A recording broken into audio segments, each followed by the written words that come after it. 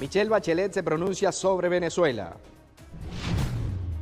Estados Unidos bombardeó a Siria en represalia.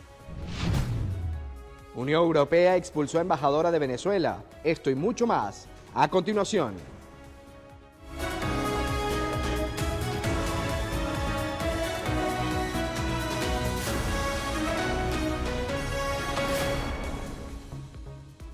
¿Qué tal, amigas y amigos? Sean bienvenidos a la emisión central de noticias de BPI TV, que llega a ustedes a través de Roku, Apple TV, Amazon Fire y nuestro acostumbrado canal en YouTube. Yo soy Jesús Andrés Bastidas y los invito a que nos sigan a través de nuestras cuentas en redes sociales, @BPI TV, tanto en Twitter como en Instagram, @Jesús Bastidas P, mi cuenta, y también a que visiten nuestro portal www.bpitv.com. Iniciamos las informaciones. La alta comisionada Michelle Bachelet se pronunció en el 46º periodo de sesiones del Consejo de Derechos Humanos de la ONU sobre la expulsión de migrantes venezolanos, también la militarización de las fronteras y la actuación de su equipo en Venezuela. Michelle Bachelet mostró su preocupación ante la militarización de las fronteras en Chile, Perú y Ecuador en el contexto de movilización sin precedentes de venezolanos y destacó que las personas están siendo expulsadas sin protección y sin la valoración de sus vulnerabilidades. La militarización de la gestión de las fronteras en Ecuador, Perú y Chile es especialmente preocupante en el contexto del movimiento sin precedentes de venezolanos, con 5,28 millones de personas que presuntamente habrían salido fuera de su país este año. Estas cuestiones incluyen señalamientos preocupantes de que esas personas están siendo expulsadas sin la debida evaluación de sus vulnerabilidades y necesidades de protección. Bachelet destacó que mediante las acciones de la misión de la ONU en el país se lograron hacer 5 visitas a centros de detención. Manifestó además que tienen previsto visitar prisiones militares y los centros de detención de los servicios de inteligencia. He visitado ya 7 estados y hemos realizado otras 5 visitas a centros de detención desde septiembre. Confío en que en breve se organicen más, incluso a prisiones militares y centros de detención de los servicios de inteligencia. En octubre, mi equipo propuso a las autoridades un protocolo para la observación de audiencias judiciales que espero ver adoptado y aplicado. Durante la sesión celebrada en Ginebra, la alta comisionada resaltó que su equipo propuso a las autoridades venezolanas un protocolo para la observación de audiencias judiciales y han formalizado un mecanismo de intercambio de información sobre los casos individuales. Bachelet aseguró que su equipo sigue dando seguimiento junto con la Fiscalía a los casos de presuntas violaciones a los derechos humanos. También indicó que se está iniciando una evaluación sobre la Carta de Entendimiento con Nicolás Maduro con vistas a reforzar la cooperación y ampliar la presencia de la organización y establecer una oficina en Venezuela. Entre tanto, Miguel Pizarro reiteró que para el próximo 10 de marzo se espera la actualización sobre la situación de los derechos humanos en Venezuela y el cumplimiento de las recomendaciones realizadas por la alta comisionada. También se actualizará el informe de la misión de determinación de los hechos, cuyo mandato se renovó por 2 años con el fin de investigar las violaciones y determinar responsabilidades individuales. El ministro de Relaciones Exteriores de Eslovaquia, Iván Korčok, rechazó la expulsión de la embajadora de la Unión Europea en Venezuela, Isabel Brillante Pedrosa, luego de las sanciones a los funcionarios de Nicolás Maduro. El diplomático Iván Korčok deploró las recientes acciones de la administración de Nicolás Maduro en expulsar a la embajadora de la Unión Europea en el país. Aseguró que estos actos conllevan a más aislamiento y crisis en Venezuela. Por su parte, la Unión Europea solicitó al gobierno que se revierta tal decisión. El miércoles 24 de febrero, Maduro decidió expulsar a la representante del Grupo Europeo en Venezuela en respuesta a las sanciones impuestas a 19 funcionarios de su administración. La Unión Europea, en reciprocidad a las acciones del gobierno venezolano, decidió considerar persona no grata a la embajadora de Venezuela ante el Grupo Europeo. Se trata de Claudia Salerno, designada por Nicolás Maduro como embajadora en Bélgica, Luxemburgo y la Unión Europea, aunque esta última ya no será parte de sus responsabilidades por ser persona no grata para el comité. Si ellos realmente el discurso es que quieren contribuir a la paz de Venezuela, al diálogo, bueno, las sanciones no son exactamente el mensaje más coherente con ese llamado. Entonces, básicamente creo que ahorita la pelota está del lado de la Unión Europea, de que ellos realmente demuestren esa voluntad que manifiestan de querer contribuir con la paz y con el fortalecimiento de la democracia nuestra. El Consejo de la Unión Europea tomó esta decisión en reciprocidad diplomática ante las recientes acciones de Nicolás Maduro de expulsar a la embajadora de la Unión Europea en Venezuela, Isabel Brillante Pedrosa. A través del comunicado, el bloque resalta que la declaración de Caracas es contraria a los objetivos del Grupo Europeo en desarrollar las relaciones diplomáticas y construir alianzas con terceros países. Salerno, por su parte, no podrá ingresar a las instalaciones pertenecientes a la Unión Europea, pero continuará en Bruselas debido a sus compromisos con Bélgica y Luxemburgo. Estados Unidos ordenó un ataque aéreo en Siria contra las instalaciones pertenecientes a un grupo armado respaldado por Irán. El Pentágono dijo que los bombardeos eran en represalia por el ataque con cohetes en Irak, que causó la muerte de un contratista civil y heridas a un militar estadounidense junto con otros soldados de la coalición. Grupos que monitorean la guerra civil en Siria indicaron que los ataques afectaron a camiones que trasladaban armas a una base para grupos armados apoyados en Irán. Este operativo fue la primera acción militar del gobierno del presidente Joe Biden. Sin embargo, la decisión del mandatario de lanzar un ataque a Siria muestra que Washington está dispuesto a defender sus tropas en la región. Nuestra compañera de La Voz de América, Sofía Pisani, tiene más detalles de estos ataques aéreos al este de Siria. El presidente de Estados Unidos, Joe Biden, ordenó el jueves ataques aéreos militares en el este de Siria contra instalaciones pertenecientes a lo que el Pentágono dijo eran milicias respaldadas por Irán en una respuesta calibrada a los recientes ataques con cohetes contra objetivos estadounidenses en Irak. La decisión de Biden de atacar solo en Siria y no en Irak, al menos por ahora, también le da al gobierno iraquí un respiro mientras lleva a cabo su propia investigación de un ataque del 15 de febrero que hirió a estadounidenses. En otras informaciones, el Senado de Estados Unidos, controlado por los demócratas, no puede incluir el salario mínimo de $15 la hora propuesto por el presidente Joe Biden en un proyecto de ley que contempla el monto de $1.9 millones sobre el coronavirus que el partido pretende aprobar sin los votos republicanos, según la cadena Bloomberg.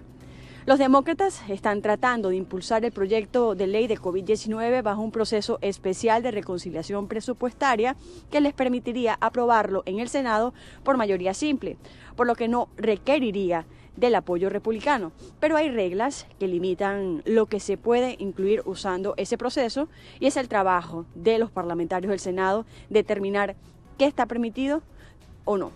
Por otro lado, el secretario de Estado de Estados Unidos, Antony Blinken, viajará el viernes de forma virtual a México y Canadá. Según dijo el Departamento de Estado en un comunicado, el viaje virtual del secretario de Estado Blinken prioriza la salud y la seguridad de todos los participantes, al tiempo que da la importancia de las relaciones con sus vecinos y asociados más cercanos. El secretario de Estado se reunirá individualmente con el secretario de Asuntos Exteriores, Marcelo Ebrard, y la secretaria de Economía. Esto ocurrirá en el puerto de entrada que une El Paso, Texas y Ciudad Juárez. El secretario de Estado hablará con sus homólogos mexicanos sobre la relación comercial bilateral, los problemas de seguridad compartidos, la migración regional, el cambio climático y otros temas de interés mutuo. Luego, Blinken viajará a Canadá, donde se reunirá con el primer ministro Justin Trudeau, el ministro de Asuntos Exteriores Marc Garneau y otros miembros del gabinete. Hablarán sobre un enfoque común a problemas mundiales, específicamente contra temas relacionados a la pandemia, el fortalecimiento de la economía y el cambio climático. Desde Washington, Sofía Pisani, de La Voz de América, para BPI TV. Uno de los 5 fenómenos naturales más conocidos a nivel mundial está en Venezuela, específicamente en el lago de Maracaibo, en la desembocadura del río Catatumbo al noreste del país. En el año 2005 fue reconocido con el récord mundial al fenómeno meteorológico con la mayor concentración de relámpagos. Les hablo del relámpago del Catatumbo. Ocurre prácticamente durante todo el año con un registro de 18 a 60 relámpagos por minuto, pero es más que visible entre octubre y noviembre también. Sin duda, una maravilla natural que tenemos en nuestro país. Establecemos una breve pausa y ya venimos con más.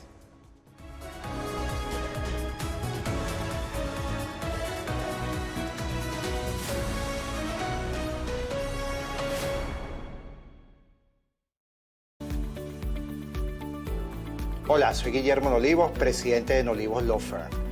Nuestro equipo de especialistas están listos para presentarle una solución acertada con resultados efectivos para su caso migratorio. Con sedes en Nueva York y Miami, tenemos amplia experiencia en asilo, visas inversionistas, peticiones familiares, visas de empleo y representación ante la Corte Migratoria.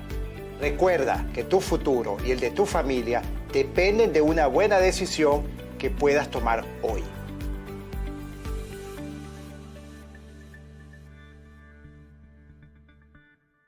GM Envíos es una empresa especializada en el transporte de encomiendas desde Estados Unidos a Colombia y Venezuela. La transparencia es una de las cualidades que nos caracteriza. La entrega de sus empaques está 100% garantizada. También contamos con el servicio de pick-up, es decir, que recogemos la mercancía en su casa y le ofrecemos un embalaje especializado y así esa carga llegue en excelente estado a su destino. Somos GM Envíos, seguridad, rapidez y atención personalizada. Tu mejor aliado en envíos de encomiendas a Colombia y Venezuela.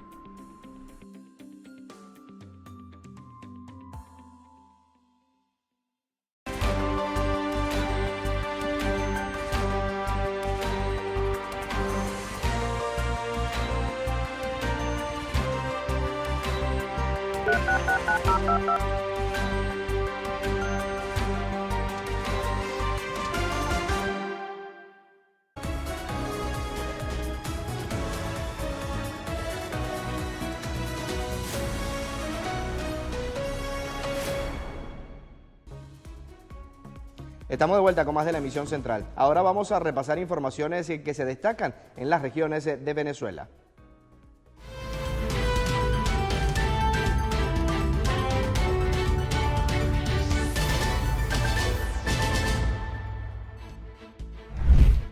Este lunes 1 de marzo el sistema Metro de Caracas comenzará la venta de tarjetas inteligentes para poder acceder al transporte subterráneo. La compañía explicó que el pase se podrá adquirir en las distintas estaciones y el pago podrá realizarse a través de punto de venta, efectivo, biopago y criptomoneda. La tarjeta costará 900.000 bolívares e incluye 20 viajes. Este viernes organizaciones y gremios se unieron a la protesta y emitieron un manifiesto por la vida para exigir justicia por las víctimas de los 3 femicidios registrados en la última semana en la región. Ni una más, ni una asesinada más. Fueron las consignas de los estudiantes de la Universidad del Zulia, quienes protestaron con pancartas mostrando el repudio por los últimos casos de femicidio registrados en el país. De la misma manera hicieron reclamo por el deterioro progresivo de la calidad de vida del venezolano y la vulneración de los derechos humanos. Los estudiantes expresaron que en Venezuela no se vive, se sobrevive, por lo que exigen pronta respuesta a sus inquietudes. La presidenta de la Asociación Larense de Educación Privada, Erlinda de Harliep, manifestó su preocupación por la falta de información oficial con respecto al inicio de las clases presenciales pautados para el próximo lunes en el estado. No saber cómo funcionarán en la semana radical y flexible, cuántos niños por aula atenderán y en qué horario, es parte de la incertidumbre del gremio en la región.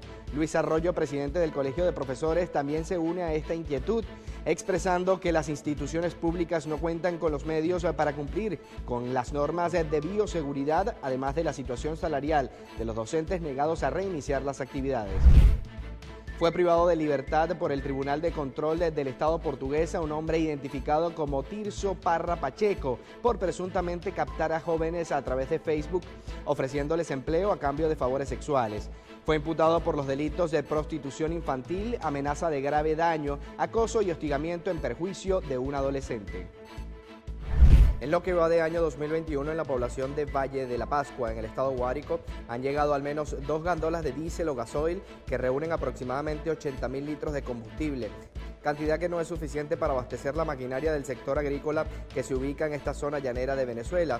Así lo dio a conocer Rafael Mesa, directivo de la Asociación de Productores Agropecuarios del estado Guárico, quien además aseguró que esta situación no solo afecta a la producción agropecuaria, sino también a los agroindustria y el transporte de alimentos. En horas de la mañana de este viernes, personas no identificadas atacaron a la emisora radial Selecta 102.7 FM en la ciudad de Machiques de Parijá, en el estado Zulia, lugar donde se efectuaba una entrevista el secretario general del Partido Primero Justicia en el estado Zulia, Juan Pablo Guanipa. El grupo de atacantes, conformado en su mayoría por mujeres de la etnia indígena Yupa, presuntamente afectas al oficialismo, ingresaron de manera violenta a los estudios del medio de comunicación, originando daños a la estructura física, según informaron las personas presentes, que inclusive capturaron el momento y publicaron en redes sociales. El secretario general del Partido Primero Justicia en el estado Zulia, Juan Pablo Guanipa, logró salir de las instalaciones de la emisora apoyado por un grupo de simpatizantes que lograron bloquear el avance del grupo violento, generándose enfrentamiento entre ambos grupos, situación que fue controlada por funcionarios de la Guardia Nacional.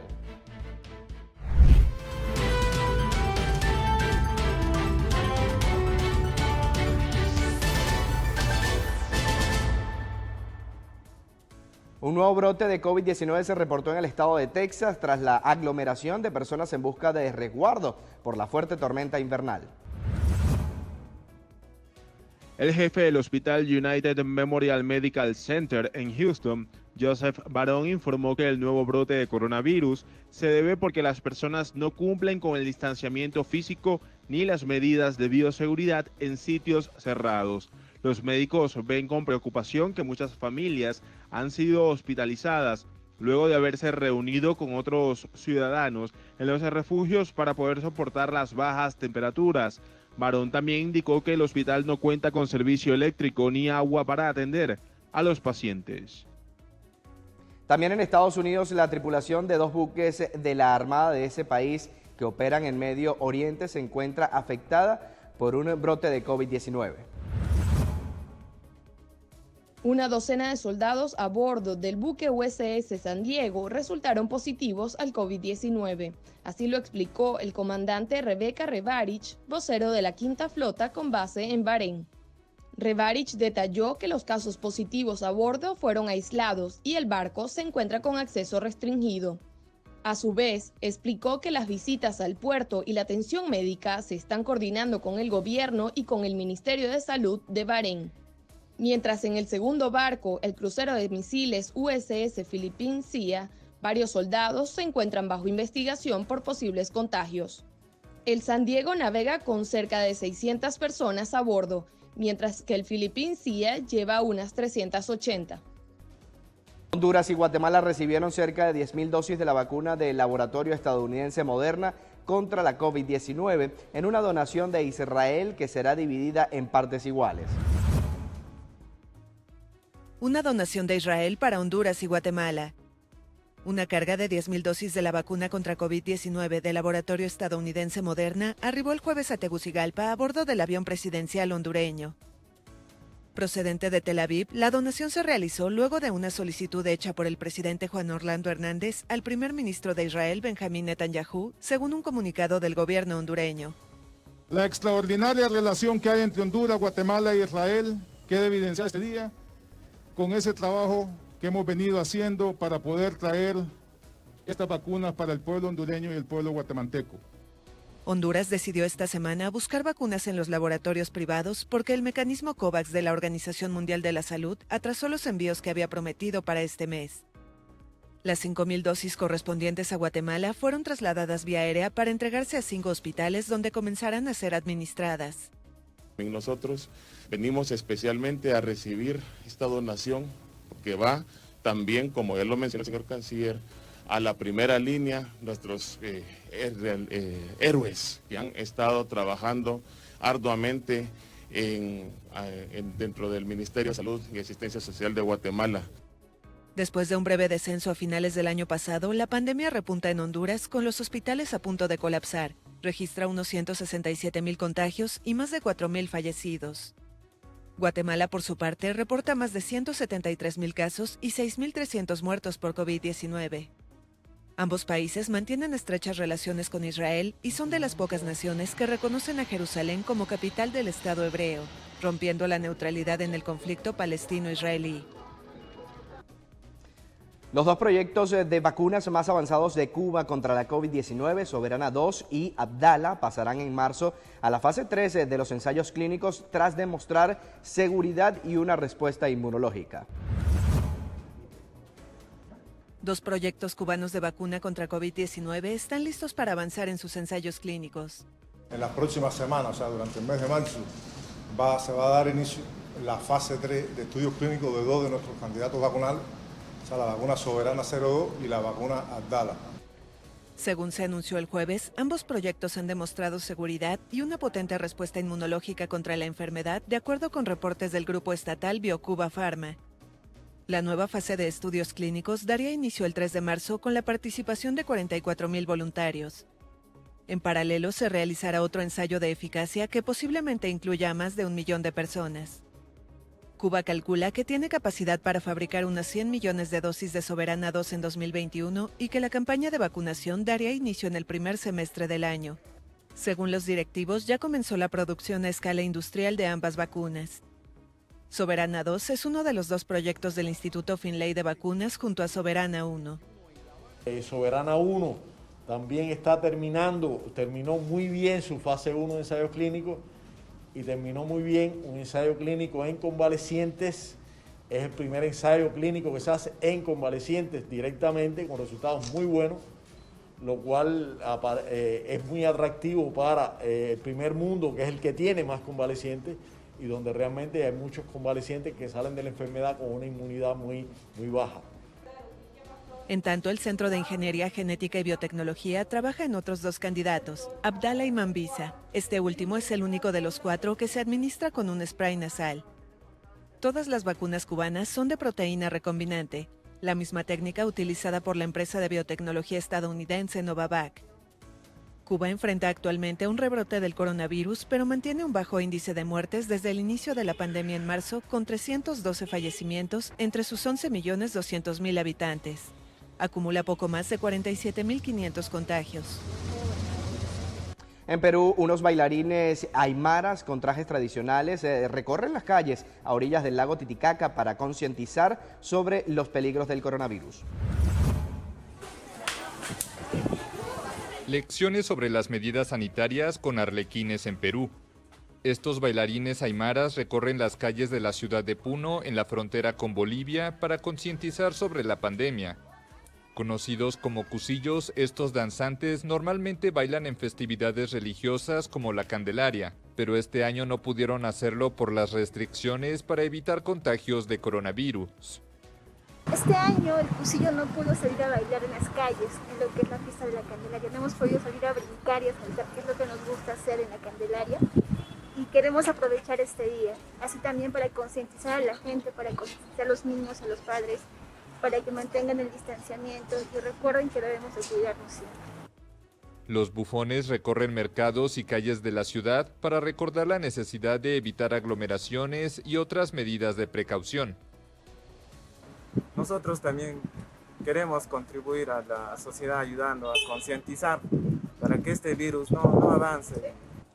Perú, de 33 millones de habitantes, registra 1.300.000 contagios de COVID-19 y más de 45.000 fallecidos. Hoy les voy a hablar de un fruto seco. En China, por ejemplo, le dicen nuez feliz y en Irán, nuez de la sonrisa. Quizás es el alimento más valorado en la gastronomía, ya que contiene, por ejemplo, excelentes propiedades. Hoy es el Día Mundial del Pistacho, alimento además que posee muchos beneficios para nuestra salud.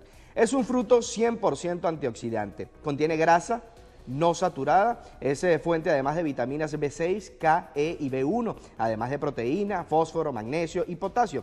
Sin dudas es un alimento muy pero muy completo. Establecemos una breve pausa acá en la emisión central y ya venimos con mucho más.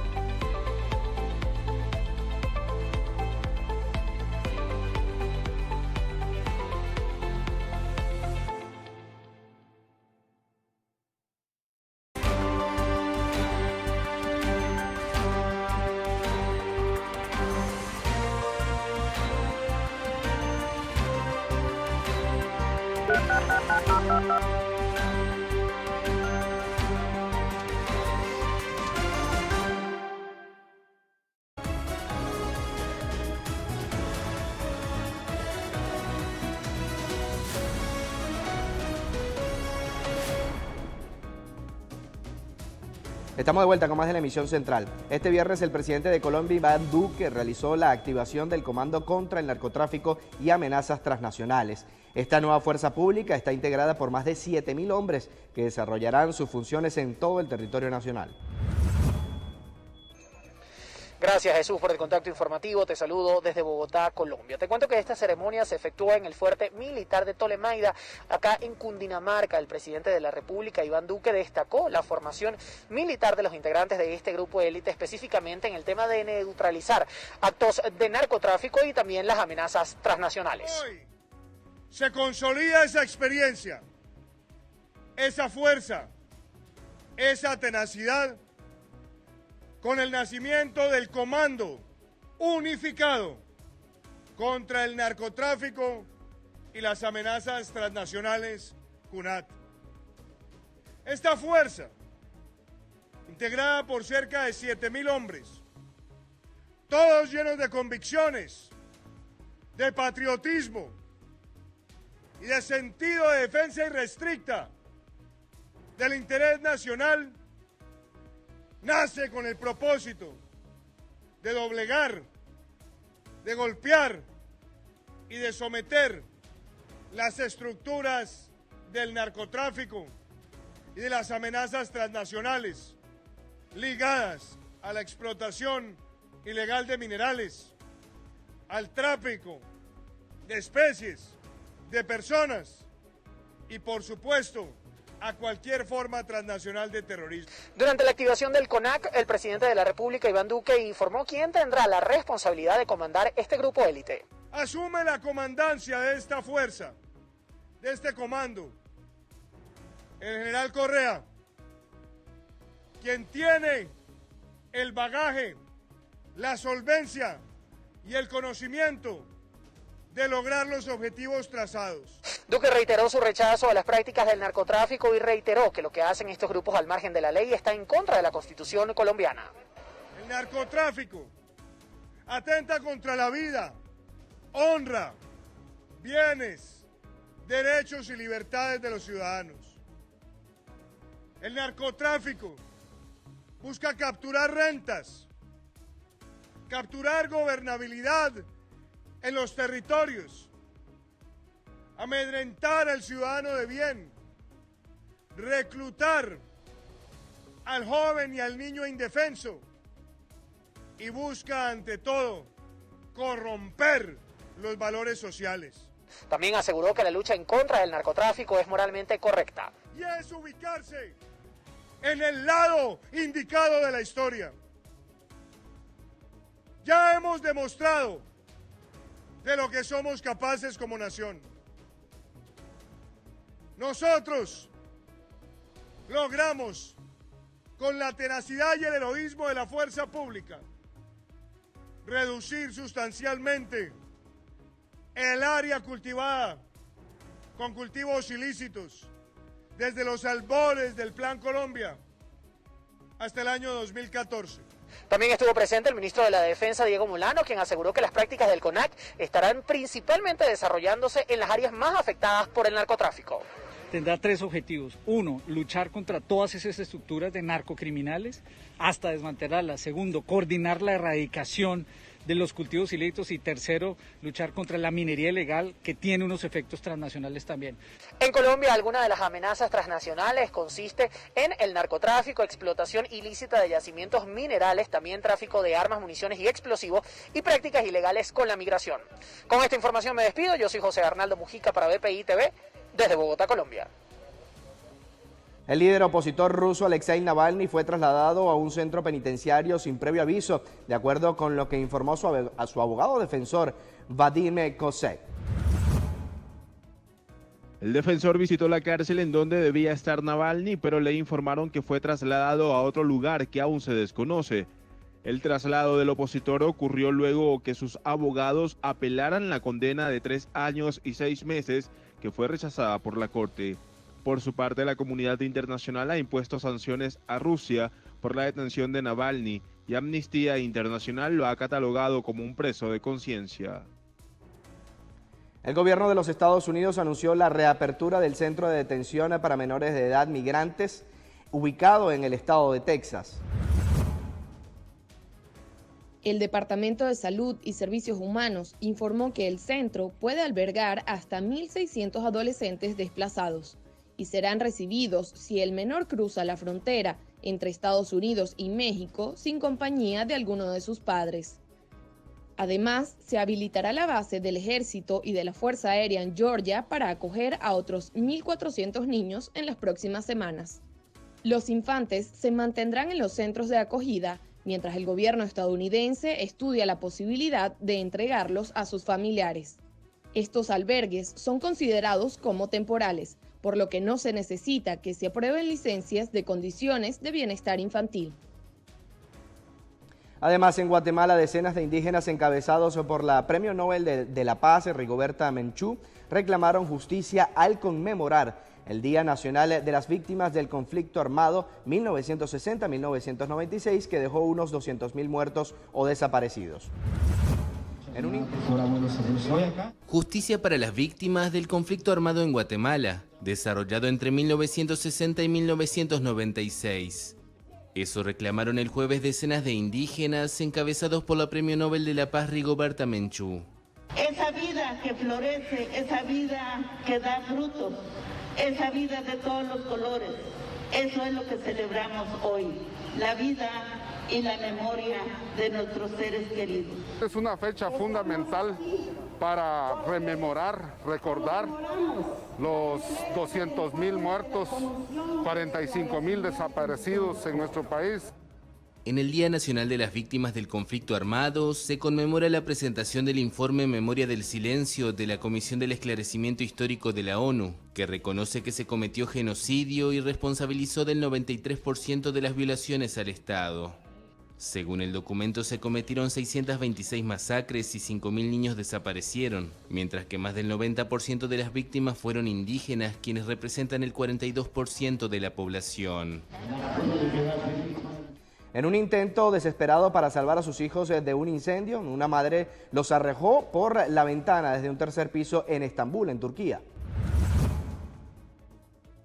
El hecho sucedió en el bloque de apartamentos en el distrito de Enşehir, en Estambul. Cuando el humo y las llamas comenzaron a propagarse rápidamente, una madre, con ayuda de los vecinos, desplegó varias mantas y comenzó a arrojar a sus hijos por la ventana. La rápida reacción de la mujer hizo que sus pequeños pudieran salvarse de las llamas. El hecho fue grabado por los transeúntes y publicado en redes sociales, donde los usuarios destacaron el valor de la mujer. La policía y los bomberos llegaron al lugar para auxiliar al resto de las personas que continuaban atrapadas. Poco después, las autoridades confirmaron que toda la familia se encontraba en perfecto estado. Momento propicio para conocer información del mundo de los deportes con nuestro compañero Luis Enrique Acosta. A continuación.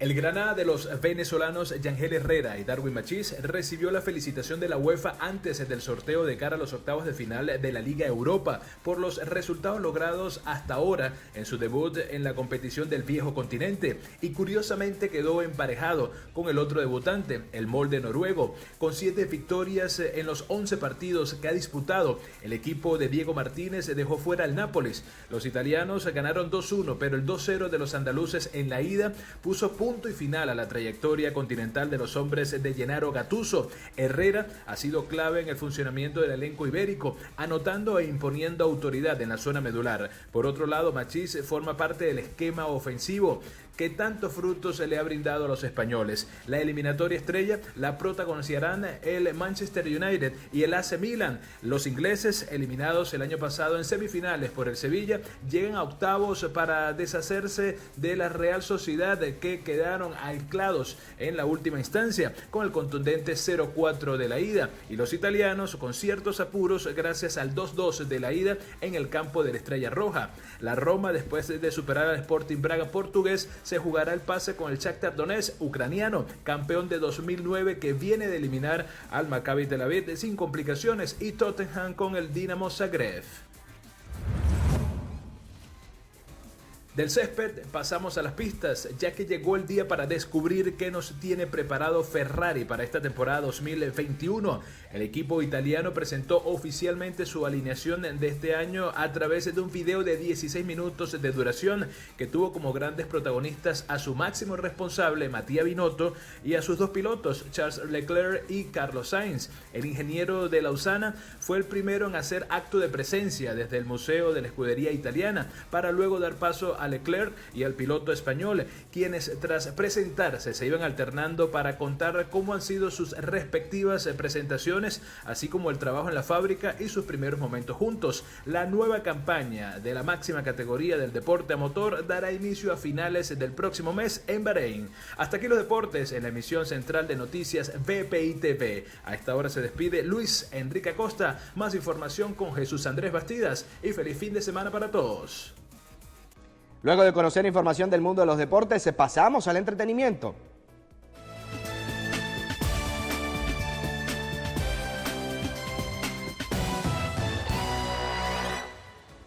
Iniciamos con las noticias más importantes del mundo del espectáculo, y es que les contamos que la animadora venezolana Marie Claire Hart anunció a través de su cuenta de Instagram que ya forma parte de la famosa cadena de televisión mexicana Televisa.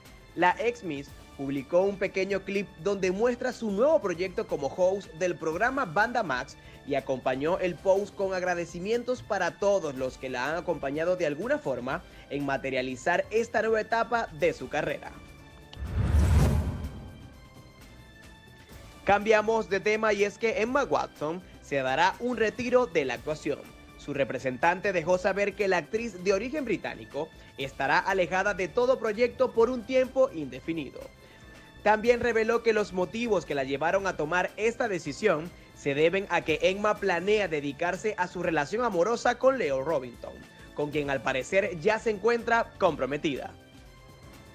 Bien, y luego de conocer información del mundo del entretenimiento, es momento propicio para poner punto final a la presente emisión central de noticias en VPI TV. Antes, los invito a que se conecten con nuestro portal www.vpitv.com, y a que por supuesto nos sigan a través de las cuentas en redes sociales, @VPITV, tanto en Twitter como en Instagram. Ahí estamos actualizando información minuto a minuto para que usted esté por supuesto bien informado, y por supuesto a que siga también la programación que le tiene para todas y todos ustedes VPI TV, porque estamos en vivo siempre. Cuídense mucho, que tengan todos un feliz fin de semana. Hasta el lunes.